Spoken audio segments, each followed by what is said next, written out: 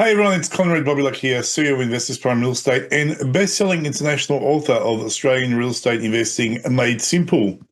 Welcome to today's video on interest rates. It's a very exciting topic if you're an ex-banker or mortgage broker, but interest rates are the bloodline of the property market, and there is, without question, a massive correlation between the movement of interest rates and the property market in terms of property cycles. And this is exactly what we're going to unpack today in detail. We're going to talk about what interest rates are doing, what the banks are doing, what the RBA has been doing, which direction the interest rate's going, and more importantly, what impact does that have directly on the bottom line when it comes to buying an investment property. I'm going to show you an example that I've randomly picked of a property, and I'm going to unpack it and show you the exact cash flow after taxes, after expenses, the bottom line of what it's going to cost you or how much money you'll make by holding on to a blue chip growth property in Melbourne. So sit back, relax, grab a coffee or a V drink, and welcome to today's video. Before we get started, a bit of a disclaimer. I'm not here to give you any financial advice. This is purely an educational video. Before you do anything, please seek independent financial advice from someone that's qualified and has the results that you actually want to achieve. For those who've never heard me speak before, my name is Conrad Bobiluck. I've got a YouTube channel, obviously. I've got a lot of letters after my name. I've wasted 4 years of my life at Monash University, drinking beer at the tavern and playing pool. And then I got a business degree. But I'm a real estate agent, ex-mortgage broker, ex-banker, ex-financial planning. I worked in managed funds and I was a financier for NAB. The most important thing is that I'm a property investor myself. I now look after property investors. So I'm doing everything that I'm teaching you guys. This is not theory. I'm not an academic. I'm actually doing these things, and I'm doing it for myself and my other clients. So the information that I'm giving you on this YouTube channel is very real. And it's designed to give you kind of an insight on the psychology and methodology of successful property investors. And hopefully you'll pick up some tips that will make you money. If you do, send me an email. I'd love to hear from you guys. If you're getting success, I love success stories. I get emails every week about people implementing my information in different capital cities and regional centres all around Australia, buying properties. And it works in Melbourne, it works everywhere. The methodology is the same. So by all means, if you're getting results, guys, I'd love to hear from you. By all means, send me an email. I'd love to have a chat. Let's get into it. Now, also, I've got 2 books out at the moment. I'm going to do a bit of a shameless plug before I get into the nitty-gritty of it. And I want to thank you guys for buying my books on Amazon, especially because I've made #1 bestseller multiple times for both of my books, Australian Real Estate Investing Made Simple and Australian Property Finance Made Simple, in various categories from real estate to investing to buying and selling homes. So I really want to thank you guys for supporting me and buying those books. It's always kind of nervy when you publish a book. Apart from your mum buying a copy, you don't know if anyone's going to buy a copy. So I really want to thank you that I'm selling hundreds and hundreds of them, and the feedback's been amazing. People have restructured mortgages, especially with my finance one, which is pretty old now. It's about 10 years old, but I'll tell you now, nothing's changed. The fundamentals of mortgage reduction programs is the same today as it was 10 years ago. Even the interest rates are very comparable. They've kind of hovered between 3 and 6%. So really, nothing's really changed. If you want to get a copy of my book, Australian Real Estate Investing Made Simple, just go to realestateMadeSimple.com.au, any good bookshop or Amazon. And that teaches you how to set up your whole property portfolio from scratch, how to build your wealth passively and leave a legacy income for yourself and future generations. If you want to learn about property and finance and financial literacy on how to smash your mortgage in record time, and rather than spending 30 years working for the bank, you can pay off your mortgage in 10 or 15 years, grab a copy of Australian Property Finance Made Simple by going to bookonfinance.com.au or Amazon or any good bookshop. And also with both of these books, by the way, if you buy through my website, you will get an online course as a bonus as well, which gives you a lot of information based on what the contents of the book is. And also, just for being here today, I'm going to give you access to a recording of my 2-day real estate investing fast track weekend from a few years ago. All you got to do is scroll down below, click the link, and you can start educating yourself immediately on property investing. Alrighty, that's enough of that. Now let's get into it. So we've seen kind of a roller coaster of, in the last kind of how many years? 10 years, really, in terms of what interest rates have been doing. And you can see here, the peak was in 2008, 7.25%, which was very painful. Very painful. This is the bank swap rate, by the way. So if you look at variable rates, they can be at least 1 to 2% above that. So, interest rates have got up there. Low doc loans were getting up to 9%, 9.5%, pretty painful mafia money. And then there was a downward trend, as you can see there, from 2008 to 2022, and we hit the bottom of 0.1%. Now, if you were lucky enough to attend some of my live events that I was doing back in 2020 and 21, we're hovering around that 0.25, 0.1. And I made it, very clear to people that we won't reach zero. Well, definitely, because why should the banks offer money for free? It doesn't make sense, number one. But I was telling people to lock in their interest rates at the bottom of the market, Stephen McClutchy and myself, for 5, even 10 years. And those that listened to me and Stephen and they attended those events cleaned up, and I've made them tens of thousands of dollars since, and they've saved so much. I mean, some of them are probably in the hundreds of thousands of interest repayments that they saved on their mortgages. If you look at the long term effect, and it's funny because people get so busy to come to my live event. They'll say, "Oh, but it's the weekend and I'm working and I've got a business." I get it. We're all busy, guys, and it's cool. But one key distinction, just like locking your interest rate at the bottom of the market for 10 years, could have saved you tens of thousands of dollars, if not hundreds of thousands, far more beyond what you would have paid for your time by being at the 2-day event. I mean, this is the crazy thing I can't get over, because it's like people go, "But we're working 2 jobs. We can't go to the event. We've got kids, get babysitting." Yeah, but it's expensive. You know what's expensive? Ignorance.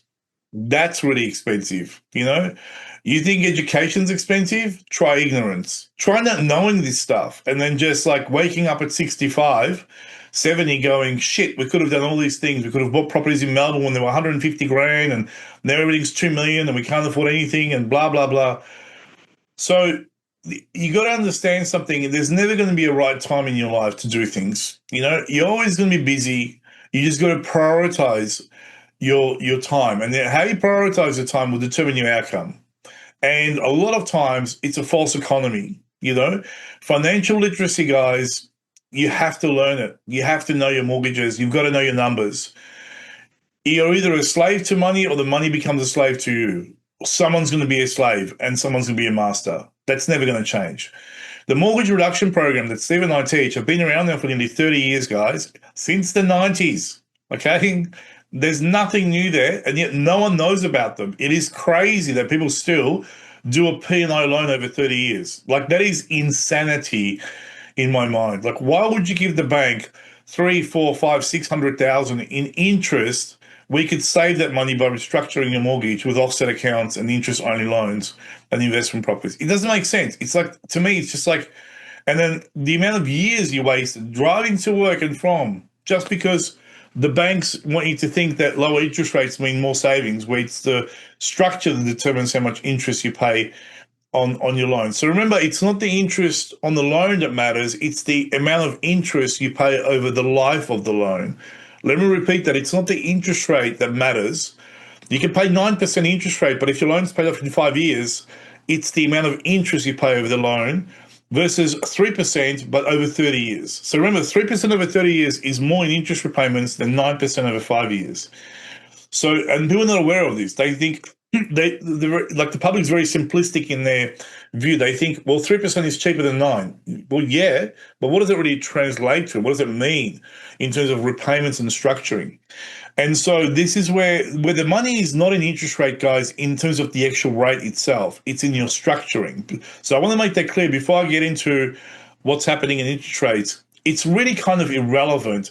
If it is relevant to you, then you're in trouble. It means that your awareness isn't at the level where it should be. And I'll show you, and I'm just being completely blunt and honest with you guys, because really interest rates have nothing to do with anything. If you bought townhouses in Melbourne 4 years ago, rentals have gone up by 60% in some suburbs. It is crazy. So the increases we've had, those 13 increases from 21, 22, we've had 13 increases up to 4.35% from 0.1. It's irrelevant if your rentals have doubled in that period of time. You know what I mean? So you'll be in cash flow positive territory. And this is the thing, and this comes down to financial literacy, and that's why my first book was on finance, not real estate investing, and my first video course was on finance. You've got to learn the numbers. You've got to learn financial literacy. Like, that is the best advice I could give anyone. If I had to go back in time and meet nearly at 50, meet my 20-year-old self, I would say focus on financial literacy. And that's where the money is. Like, literally, there's nothing else. Now, the good thing is inflation is under control now, which is cool. The reason why interest rates went up is because the Reserve Bank of Australia, implemented monetary policy, which effectively prices the overnight money markets, which is the markets the banks need to buy money from to settle their overnight accounts, and that hence there's a flow-on effect with the bank's variable rates and interest rates, fixed and variables accordingly. Now inflation's down, record low to 3.1%. So it's between that 3 and 2% kind of objective. It's not as low as they want it to be. It should be living a little bit lower, but it's cool. It's definitely on a downward trajectory, which is fantastic. So we're going to see a lot of rates this year. Already the banks have come out and said, yeah, we're going to be slashing rates. And they know the thing about the banks is remember, the banks are in the business of selling money. So they're not doing it because they're good guys and they love you so much. They want you to have more money to go to the movies and buy more clothing and buy a better holiday. They are doing it because the sooner they get in, and the first one that starts cutting rates will attract more clients, and they make more money because they're in the business of selling money. So the four major banks have come out and says, yeah, we're going to cut rates. CBA has come out saying in May we're going to do 4 rate cuts. Forecasted rate at the end of 2025 will be 3.35, and mid 26 will be 3.1. So they're saying that mid 26 will be the lowest point in the market, and I kind of agree. It takes about a year to do considerable rate cuts. You don't want to do it too quickly either. Westpac has come out the same, 4 interest rate cuts, 3.35, 3.25, which would be the lowest point in mid 26. And look, just because we get to 26, depending on what's happening in the global economy, in the local economy, and who's in government, I mean, there could even be further rate cuts. But definitely, we're heading in the right trajectory, in the right direction. NAB has come out saying we're going to do 4 cuts. Now they've come out, they said that we're going to do even 5 or 6, 3.35 at the end of 25. 3.1 in mid 26. Now remember, these are the actual basic rates. You can add a premium to this in terms of variable rates, because there's different products the banks have, and they use their own discretion to price up money depending on the bells and whistles of the loan. But this is a rough guide where we're heading to, and then ANZ said 3 ANZ is always conservative, 3.85 by end of 25, 3.6 in mid 26. So we're kind of looking at that 3.5% as the lowest point in terms of where the banks are likely to are telling us kind of by mid 26. So keep that number in mind. Keep that number 3.5. So it's really healthy between the 4 major banks to come out publicly and say that. They don't just come out and say this without any kind of merit behind it. They would have done a lot of planning. There would have been a lot of meetings, because there's liability issues, at stake. You can't just, these are public listed companies. You can't just say things and then go, oh, sorry, did we say 3.5? We meant 6.5. So they know this is coming. It's just a question of how quickly it's going to be rolled out. And unless there's any black swan events, it will just translate into reality. If there's something happening that is like a COVID event or a global meltdown or something that is beyond anyone's control, that has a significant impact on the market, then these could be obviously postponed or modified to some extent. But really, as long as everything keeps going the way it's going, this is what the future holds. In the next 2 years, we're going to see a huge reduction in interest rates from the very peak to a moderate kind of 3.5%, let's say, and even lower after that, which is great. So if you're looking at the average Australian mortgage, which is hard to kind of calculate, because we've got Adelaide and Tassie, we've got Sydney, which is now 1.6 million. But if you look at, like, let's say 600,000 is an average 25-year mortgage at 6%, and you're paying 3,866 per month with a 25 basis cut where interest rates go down to 5.75, you're saving $86 a month. With 0.5% cut, it's $171. 1% cut is $340, and then 1.5 is $500 per month, which is pretty decent. That's 2.5 grand a year, and that would definitely make things balance out. Most people have a mortgage double that size, so it's $1,000 a month basically. If we get a rate cut of 1.5, if we get a rate cut of 3%, there could be $2,000 or $3,000 per month for the average mortgagee out there. So it's going to have a massive impact on household budgets. The most important thing it's going to do is stimulate people to spend money in the economy, and it's going to impact consumer sentiment in a positive way, which means people will start looking at investment properties again, investing in shares, investing in crypto, business startups. Everything will take off. The more confident people feel about the economy and the more money they have left over after paying all the bills, in a very simplistic way, the more the economy grows. The more people are stressed and the lower the consumer sentiment index is, which means the perception of reality, and perception of reality becomes reality.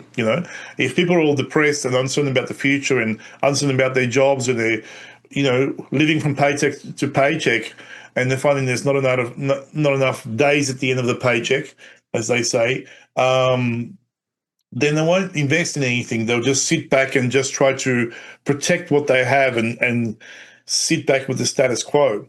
So definitely, CBA has come out. And for those of you that want to know where this information is from, it's from ratecity.com.au, and obviously Sydney Morning Herald. All the major magazines have been following this, which is great. Westpac's the same. So the ratecity.com.au, the Australian, National Bank of Australia, canstar.com.au, and The Age, and ANZ, Rate City, and Australian Magazine. So, we have long-term forecasted inflation and interest rates at a decline, which is fantastic. And this is from, OECD, this is from International Monetary Fund, IMF, every major forecasting organization, BI Shrapnel, they are forecasting long-term interest rates that are going down in Australia to round about, 3.5% in terms of what you'd be paying for. On the ASX also, if you want to look at the futures yield curve, which kind of predicts where the market will be heading, you can see there in April 25th was kind of, which we are now, it's kind of, the peak of the market. And you can see just visually the bars are declining, which means the market, the futures market, and this is based on the 30-day interbank cash rate futures implied yield curve, that's saying that the actual cash rate is going to decline, and this is linked to interest rates. So all the indicators, all the ducks are lining up in the same direction, guys. We're going to have massive interest rate cuts, and on the back of that, we're going to have the next beginning of the property cycle in Melbourne and the next boom of Melbourne. And it's going to be, Sydney just hit 1.6 million. Melbourne is 1,040,000.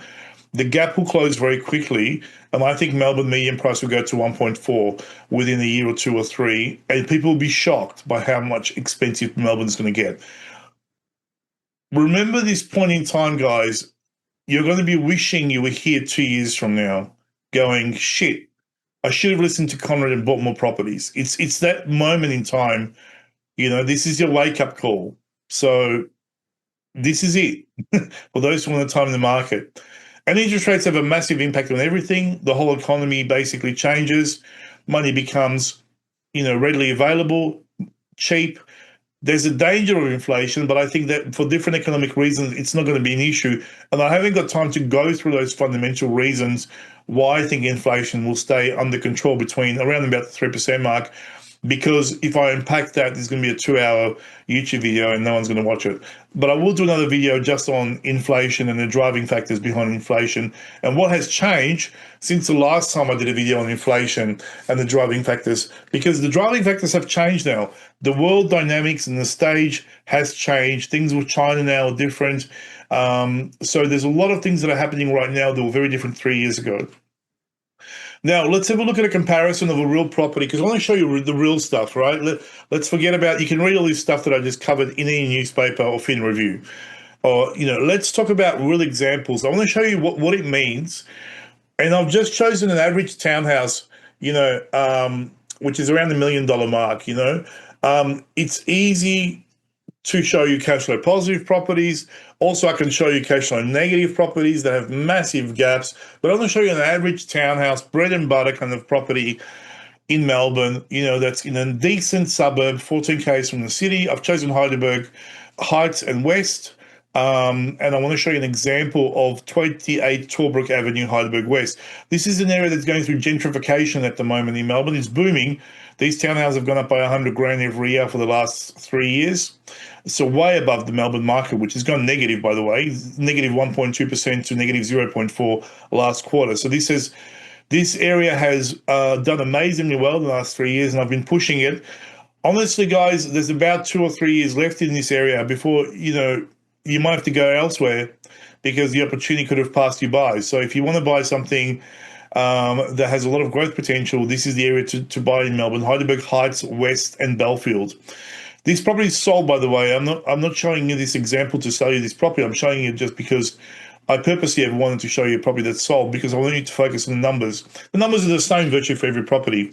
So it's just a small subdivision, 4 townhouses, owners corporation, because it's a common driveway. Now, I have many townhouses with no common driveways, which means there's no owners corporation. Your owners corporation, guys, covers you for building insurance, number one. That's your biggest cost. Number two, which is huge. It's usually like 60% of your owner's corporation fees. So if you're paying $2,000 a year, $1,400 will probably go towards building insurance. There's a small sinking fund so you can cover the resurfacing of the common area. It covers your public liability insurance for the common area, which is the driveway here. You can see it on the bottom. It also covers your public lighting and your gardening costs. Remember, never allow the tenant to look after your gardens. They'll kill your garden. They'll kill it. It'll be yellow. Okay, so you can always tell when you're driving through a mid-range suburb, so like a middle-class suburb, which property is the least property, because the garden's always overgrown and dead. So make sure you have a gardener, because if they can maintain the gardens, you get more rental. People stay longer. They're happier. Happy people, happy tenants are the key. Okay. So this is a 4-bedroom townhouse. Just very quickly, it's a bread and butter townhouse that I source all day long for my clients. I've got clients that are buying 8, 9, 10 of these. I've been around now for 11 years at Investors Prime Real Estate. So it's got a double garage, open plan living. It's got a bedroom downstairs with an ensuite. It's got a kitchen. It's got a laundry that's lockable. Some of them have a European laundry. It's got a private backyard. It's got a tandem garage. Some of them are side by side. Some of them are tandem, depending on the block configuration. And then upstairs, you have 2 en suites and 3 bedrooms. So it's 112 square meters. And then you've got that's the ground floor. Then the first floor is 70 square meters. And then you've got, so you're looking at about 180, 90 square meters internal plus the private area. So it's like a typical, it's not phenomenal. We're not talking Brighton here or Toorak. We're talking just a mid-range bread and butter $1 million townhouse. 995,000. I get them all day long. They're fantastic. That's the artist impression. That's the internals. So you have 900 mil appliances, Mag Millet. This is actually quite old. This wood finishing now. They've got kind of a darker finish now.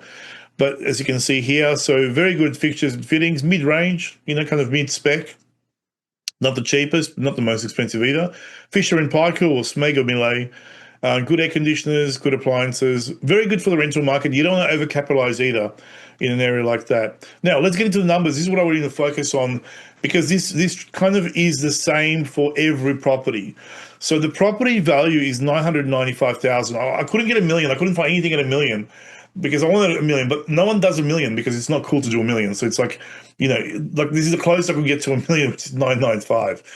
So I did the growth at 8% growth per year. The growth has been 10.17% for townhouses in the area for the last 3 years. And you got to distinguish between old houses and new townhouses in Heidelberg Heights and West and Belfield, because there's a lot of old houses from the 60s and 50s that are falling apart, and there's brand new townhouses. You can't put them all together. And you got to go into CoreLogic RP data and separate them, and then get a really good idea of the growth. So 995,000 is the purchase price. Conveyancing cost of 2,500. Stamp duty 54,725. That's if it's completed. If it's brand new off the plan, you pay half of that stamp duty in Melbourne, in Victoria, I should say. Transfer title, 2,430. These are real numbers, by the way. I'm not making these up. So 59,655 is what you need at settlement. Now, this particular person that bought this property, I'm not using the real name, paid lender's mortgage insurance of 1.64%. So they borrowed 90%. And they paid 15 grand in LMIs, plus bits and pieces, which is 16,884. So to buy a property like this, you're needing cash, 99,500 deposit, which is 10%. And there could be equity released from your home, or it could be cash savings.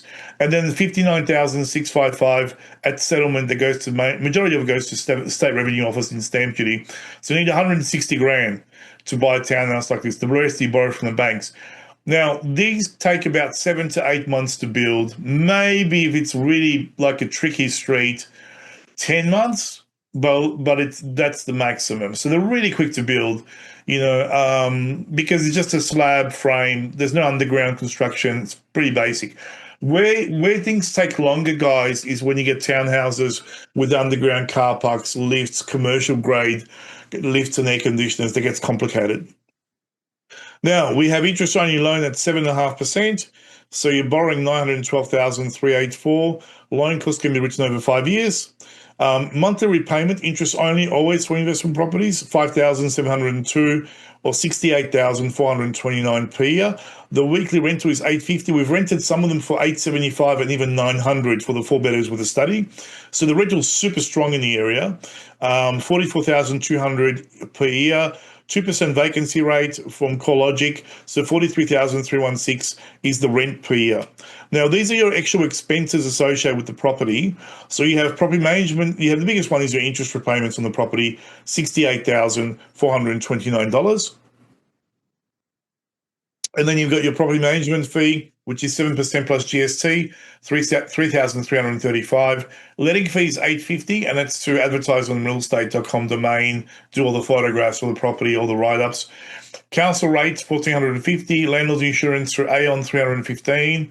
That covers you for malicious damage, accidental damage to the property. So if the tenant burns down the kitchen or drops a hot iron on the carpet, you get a new kitchen, new carpet. Owners Corporation $2,000. It varies from site to site, and that covers you for building insurance and gardening and public liability insurance, and there's a sinking fund as well. Land tax $900 and water connection fee $850. So you're paying just under 10 grand, $9,700 for the year in expenses, which is 21.95% of your rental, which is great. So your net rental yield is 3.38. Your gross is around 4.5. So as a rule of thumb, your rental income is 4.5. You lose 1% in expenses. As if you want to do really rough numbers, okay. Then you got your depreciation on the property. The property is worth, the building construction cost is $497,500. You get to depreciate that at 2.5% over 40 years until it reaches zero.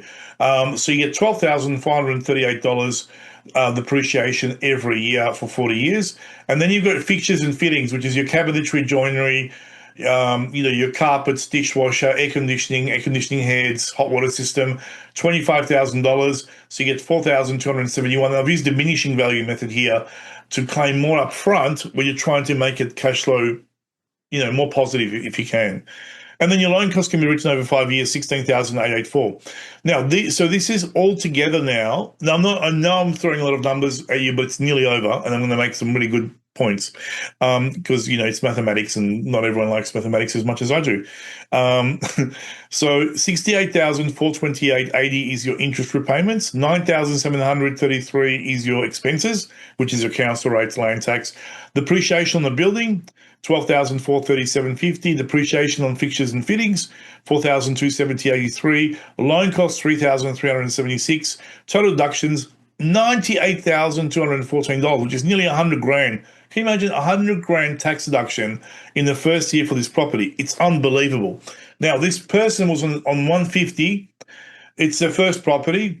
The rental's 43,316. So if your job income is 150, you just add your rental income like you're working overtime. So the income goes up to 193,316. Then you get to deduct your deductions, which is 98,214. So on paper, your taxable income drops down to 95,102. The current tax, this person, he works in IT. single person, is on 150 is 45,997. The new tax at 95,102 is 23,660. So they're getting a tax rebate from the ATO every year for 22,337, nearly half their tax. So they've got one more purchase and they'll be on virtually zero tax legally, which is fantastic. Now, this is what I want to show you before we get rid of all the maths, and I want to make some really good points. This is your property value at 8%. This is your equity position, compounding at 8% per year. This is your rental, going up at index plus. This is your deductions. This is your pre-tax cash flow. If you weren't working, you'll be negative 34,813.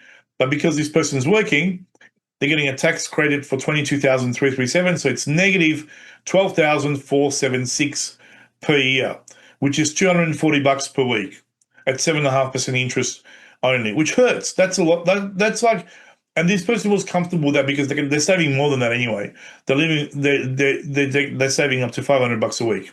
So at 7.5%, it's costing you 240 per week, 12.5 per year, which is cool. And when you think about it, it's around 70,000 if you add all those numbers together, 68,000.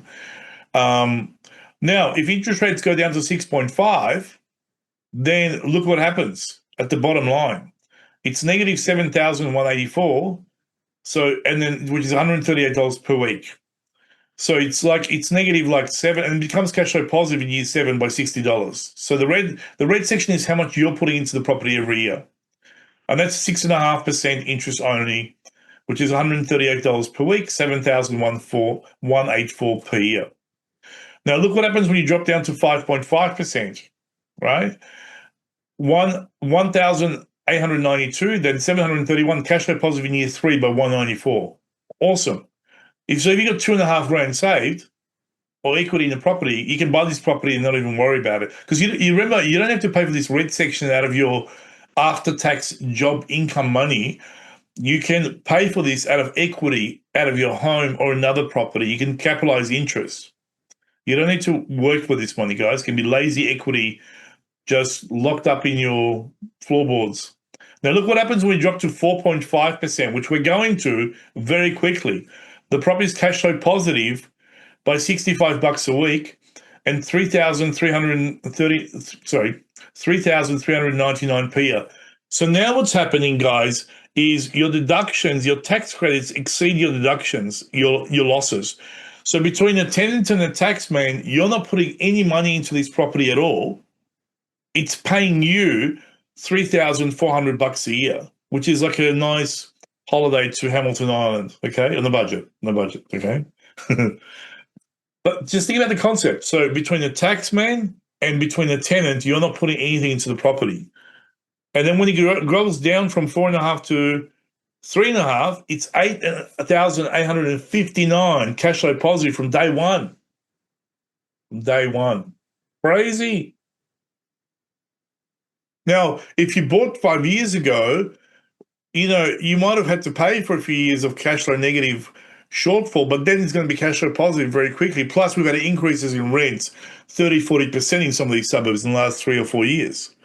But at 3.5%, which is where the market's heading, a property for $1 million, a townhouse in Melbourne, will be cash flow positive. And see, this is why rich, smart investors get richer, because they know this is coming. And as long as you can just buy time when the market's bad, but you're buying at the bottom, when the market recovers and interest rates go down, it's going to be cash flow positive, which means you buy a second and third one.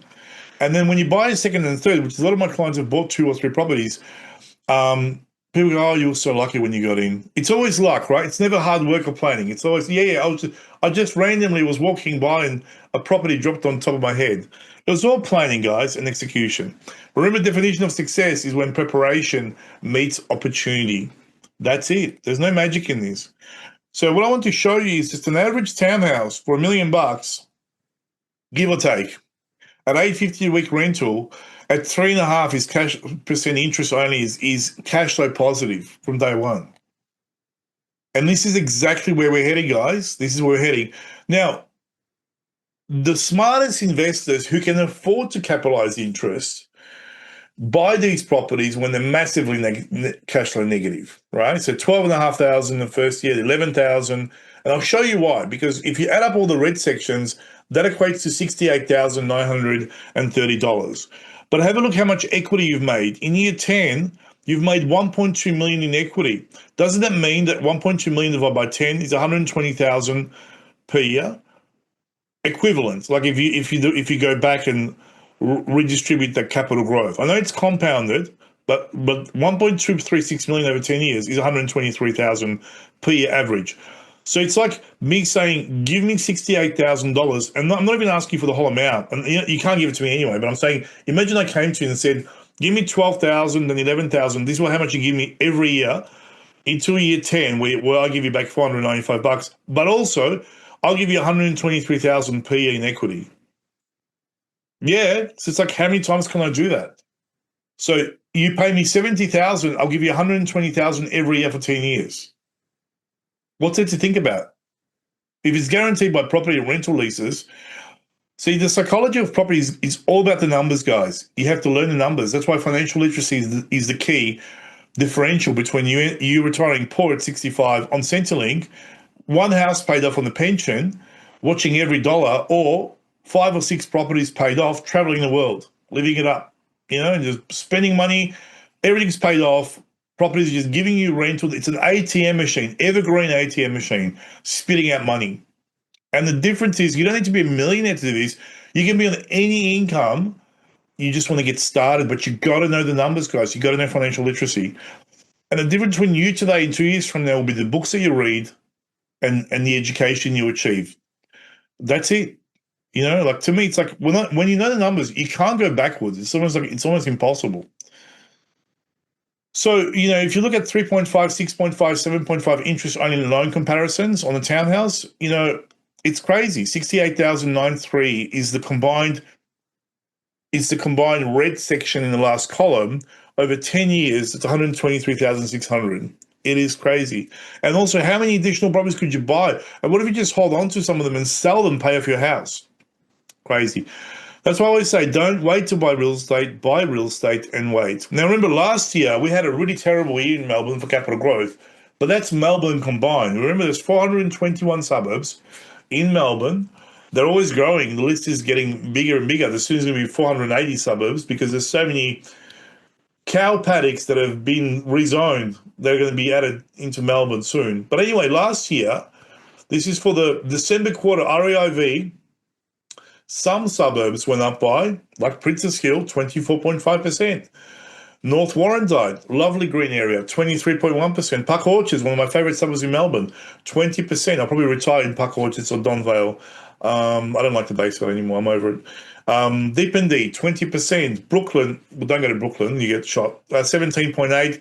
Strathmore, yeah, it's good. 15.3. Watsonia, not entry level, 14.9. Portsea, the playground of the rich, 14.5%. Diamond Creek, 14%. Launching Place, 13.2%. So even though the market's gone negative 1.2% in Melbourne, remember, there is no market. There's 8 distinctive markets and there's 421 suburbs to choose from. Plus, within those suburbs, you have better streets and worse streets. Even within the suburb, you can have a variance of 3-4% capital growth per year. There's always every suburb that has that one magic street that everyone wants to live in. It could be just aesthetically beautiful, a wide street with trees, or it could be opposite a river or a lake or a public golf course. And there's also bad streets next to petrol stations and, ugly looking streets. So, the thing about investing is you've got to be able to discern and work out, where can I park my money to get the highest possible return and what type of property to target. But just because Melbourne's going negative 1.2%, don't discount Melbourne, because investors that go niching into Melbourne suburbs, these are the kind of returns you could have picked up last year, which is incredible. I'm happy with 20% returns. Are you? So remember, guys, be fearful when others are greedy. Be greedy when others are fearful. Warren Buffett. What's your next move in 25 and 26? A lot of you will do nothing. You're going to stick your head in the sand and go, you know what, Conrad, I'm so stressed about bills. I just don't want to do anything. I'm living from paycheck to paycheck. I hate Labor. I hate Dutton. He looks like a villain from Harry Potter. I'm not going to vote for him. I don't want to vote for anyone. I want to do nothing. Well, that's a really bad decision, okay? Because the world is going to move by you and things will happen with or without you. So you've got to be proactive, okay? And I understand it's sometimes difficult to choose sides when it comes to voting or when it comes to doing things, but don't just stick your head in the sand because time is always running out, guys. You've got to get fun. If anything, you've got to get financially literate and start learning about numbers and understanding mortgages, compounding of interest, structures, because you're going to save time and money. And remember, you can always get more money. You can't get more time. Time is always running out. It's time to make some chimichangas, guys. This is it. If you like Deadpool, I'm a big fan of Deadpool. So first home buyers, some tips. I want to give you some tips, guys, to what to do. Number one, first home buyers. I get it. It's so hard to get into the market. It's crazy hard. And to save a deposit is virtually impossible. While lower rates improve affordability, they also increase competition, which no one talks about, making it harder to secure an entry-level property. Buyers should consider acting early before prices rise. If you're a first-home buyer, do your tax returns. Start planning now. Go to your broker, go to your bank, work out what government first-home buyer incentive or grants are available to you, and start filling out those forms, guys. Because I can tell you now, bureaucracy in the government is always weeks and months. Lock in competitive fixed rates while they're available. Now, so once we get to the lowest point, which will be probably about 2 years from now, consider locking in 50% of your loan or 100% of your loan, definitely. Property investors stand to benefit from rising property values and higher rental yields, particularly in cities like Brisbane and Perth. Key investments include targeting high-growth suburbs with rental demand. Understand where the areas are in Melbourne that are the best suburbs for rental. Where is the aspirational suburbs that people want to live in? Where are the suburbs that people love to talk about, like Elwood, like Carlton, Collingwood, Yarraville, Essendon, all those areas with cafes, restaurants, etc., etc. Refinance to access equity and additional purchases. Get your equity refinance as soon as you have higher comparable sales compared to the property that you own. Don't wait for the market to hit the bottom. Get the equity released. Get multiple valuations, guys. Take advantage of negative gearing. Go to your accountant. Go and spend time with him. Learn negative gearing. Learn how you can claim losses on the property, not just against the rental income, but your job income. And that example that I gave you before in Torbrook Avenue with negative gearing, the reason why there was virtually no cash outlay at 3.5% was because that person was claiming losses from the property, not only against the rental income of the property, but also their job income. And that's what negative gearing is all about. Use it before they scrap it. Existing mortgage holders. Borrowers should consider refinancing as banks adjust rates in anticipation of further RBA cuts. Comparing fixed versus variable rates. Know the difference. Know what the implications are to you. Negotiation lower interest rates with current lenders. You don't have to switch lenders. Sometimes you just get a quote, ring up and say, listen, I love Macquarie, I love you guys, but CBA is giving me 1% cheaper, same product. Will you match it? It's sometimes easier just to get quotes and then threaten to leave, which is what I do all the time with banks, and get a better rate for your product without doing all the paperwork, valuations, and everything else. So as a bare minimum, you should always be threatening to leave whichever lender you're with every 6 months. Threaten to break up with them, okay? there's relationship advice from you. Threaten to leave your bank. And do the Seinfeld thing. It's not you, it's me. Okay? It's not you, it's me. Making additional repayments while interest rates remain low. When interest rates at the lowest point, that's when you set up your offset accounts and put all your tax returns in there, savings, and that's where you smash your mortgage, and that's where you build up equity at the lowest point in the market. That's it from me, guys. That was a short, sweet video by my standards. If you're interested in learning more, a couple of things you can do. Number one, as I mentioned before, grab that online video course. If anything, if you're in a remote area, can't get to Melbourne, can't get to my office in St Kilda, go online, watch that information. It is timeless, okay? Definitely get a copy of the book. It'll teach you how to do your mortgage reduction programs, how to structure your property portfolio. If you want to fly into Melbourne or if you're in Victoria, please feel free to attend while it's still available. My 2-day event that I'm running in Melbourne from time to time. You can always jump onto realestatefasttrack.com.au, check out the dates. The tickets do book out very quickly. And once we book them out, we just stop the registration page. and then we just start booking for the next event. So if it's available, book it. If it's not available, you have to wait for the next one. We go through in with laser-like precision in hotspots of Melbourne. We talk about structuring, how to optimize your property portfolio, where to invest, which areas to focus on, which areas to avoid, like a Tina Arena concert. She's touring, by the way. Don't ask again, there's a tour. She's touring. Who would have known after all these years? Avoid it like a Tina Arena concert. Metallica's touring as well, but it looks like Kenny G touring with some, I don't know. They're really old. Is my point. I can't come up with a smart analogy, but maybe it's time to retire, Metallica. I don't know. I'm a big fan, by the way.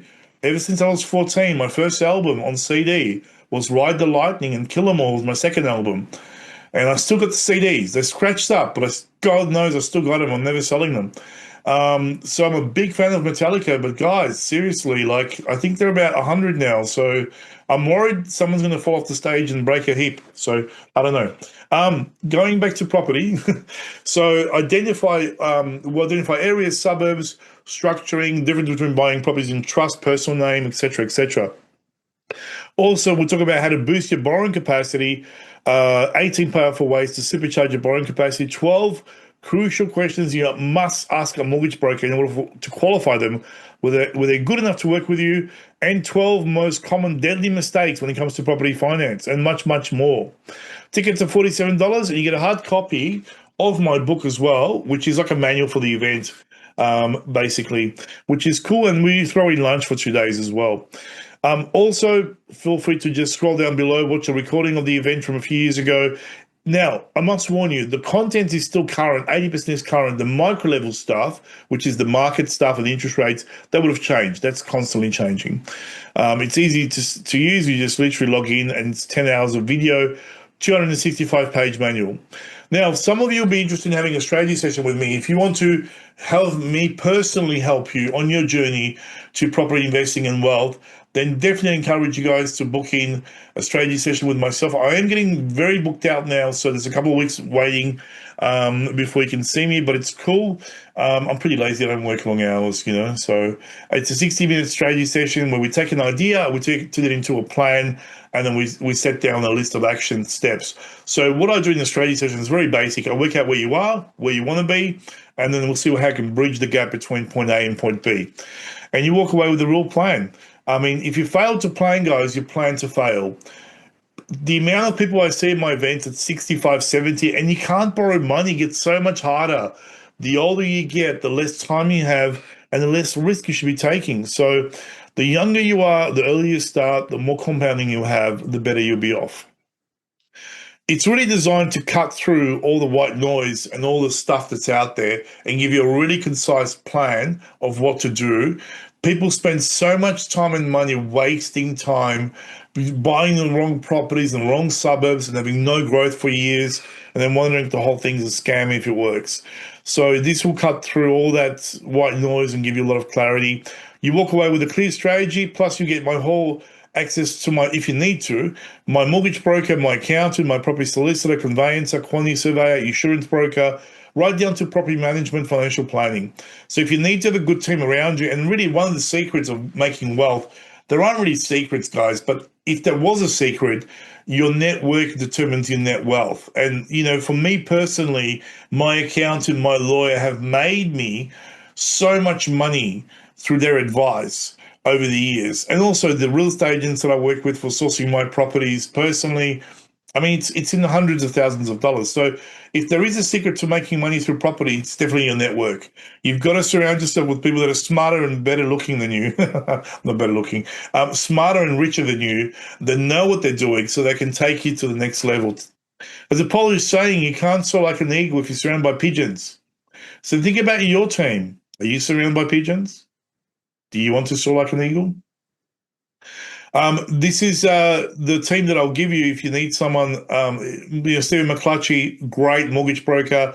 James Black from Brandy & Co., great accountant. Cameron Fisher, Changing Places Real Estate, one of the best property managers I've ever worked with. So you need to have a team. You need to identify them, and that's what this strategy session does. Now, there is no fee or anything charge. There's a minimum qualifying criteria. I don't source any properties in Melbourne under 700,000. The average property that I source for investors is 1.2, 1.4, but I definitely have hundreds to choose from. If you're a single person right now, where interest rates are, you need to be on about $95,000 in order to borrow 700,000, and you need to have about 112,000 in equity available savings. As interest rates come down, this can come down as well. So if you're an 80, you can come and see me. There's no problem. Like, I won't get angry or anything. If you're a couple, 80,000 and 60 is about 140, so you can borrow 700,000. Or if you get a pre-approval for 700,000, that's cool. There's nothing below 700 that I have that's available with investing in. I had them in the past; they're all sold out. So, this is like the bare minimum now. No one's going to build anything worthwhile in a good area for under $1 million now in Melbourne. It's so hard to do, So $1 million is not much now in a good suburb. So, and you need to get started somewhere. And the most important thing is it's always quality over quantity. It's always don't sacrifice the suburb, because that's the quality of your offering. For those who are interested, simply drop me an email, conrad@investorsprime.com.au, and I'll reply personally, and we can book in a time that's mutually convenient. That's it for me, guys. I hope you enjoyed the video. This is Conrad Bobby Lake, and I'll see you on the inside.